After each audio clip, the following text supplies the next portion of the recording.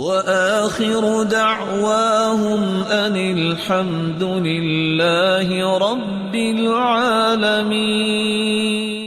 یہ وہ انسان ہے جس کو خوشخبری اللہ کے رسول صلی اللہ علیہ وسلم نے دی۔ صائب بن صائب کہ اللہ کے رسول کے پارٹنر تھے تجارت میں، کیا نام تھا؟ صائب بن صائب۔ جب یہ آئے نا اللہ کے رسول کے پاس فتح مکہ کے موقع پہ، تو آپ نے دو لفظ بول کے استقبال کیا، مرحبا بأخی و شریکی۔ کیا کہا؟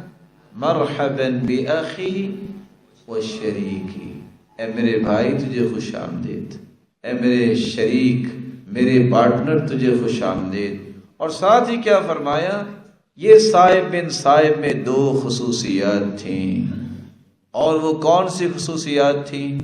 اس نے کبھی جھگڑا نہیں کیا اور کبھی خرچ کرنے میں بخل نہیں کیا، اور ساتھ ہی اللہ کے رسول نے دعوت دی، تم تو جاہلیت میں بھی بڑے صدقے کرتے تھے، غلام آزاد کرتے تھے، سنو اس وقت تو قبول نہیں ہوا، اب یہ کام کرو تو اللہ تیرا ضرور قبول فرمائے۔ تو جو بندہ جھگڑا نہیں کرتا اس کے اخلاق کی گواہی دے دی۔